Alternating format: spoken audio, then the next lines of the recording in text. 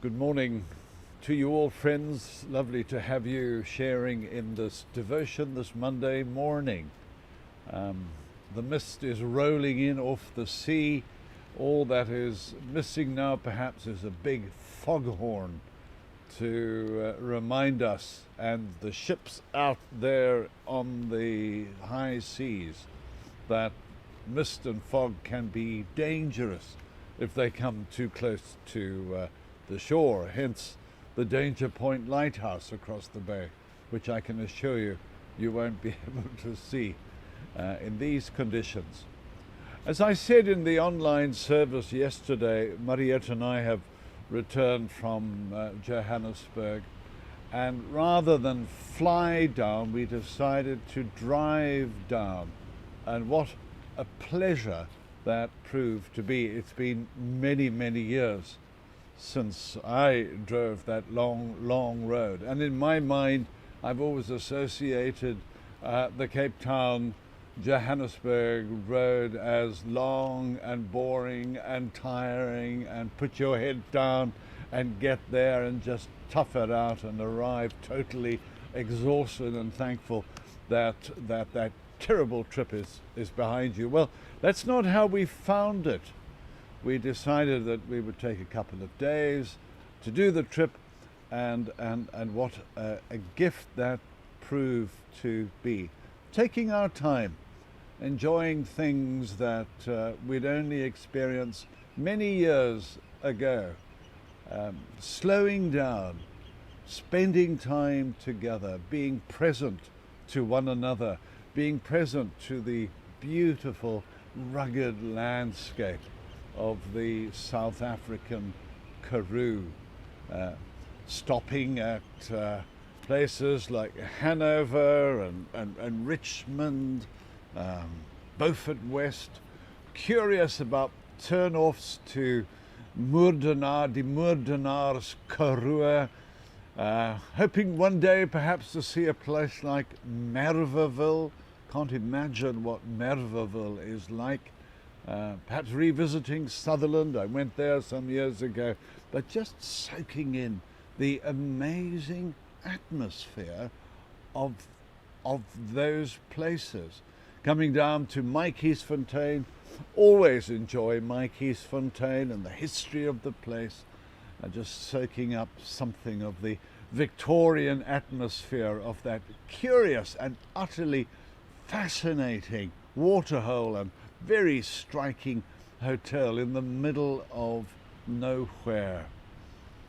One of the questions, so we are told in the Talmud, the Jewish Talmud, one of the questions that God is going to ask us one day when we move closer into His presence is this: why, with all that there is around us to enjoy and to experience, did we not make more use of it? Why, when God has given us so much, did we prefer to live shrunken lives? Oh yeah, you may not be able to do the Cape Town or Hermanus Johannesburg trip, but you know, there is so much around us that God has given to us.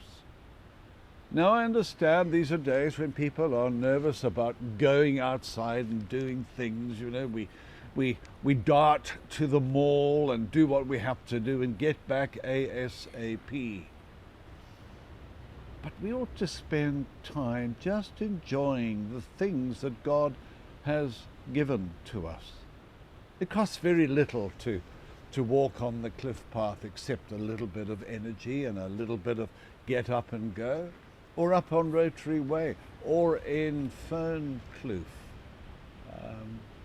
or even just to drive a car trip to Stamford, or maybe to De Kelders and to Gansbaai. Is this all unspiritual stuff that I'm talking? No, I don't think it is. We think that the things of the Spirit have to do with reading our Bibles, and it's wonderful. We all love the Scriptures. Or praying. Yes, we like to pray. But you know, it can be a deeply spiritually cleansing and renewing experience to be in a place like Fernkloof, to experience something of God's goodness, to be here at the front of Hermanus, enshrouded, well, not totally enshrouded, but with the mist around us. So we did this car journey just to open up our horizons, extend our horizons, and to deliver ourselves from a kind of enclosed attitude that unfortunately seems to have beset so many of us. Jesus said, "I have come in order that you may have life, life in all its fullness." And that's not just something inner. Life in all its fullness. It's experiencing the physical world and understanding it all as a gift from God, given to us by Him for us to enjoy. Make time today to do that.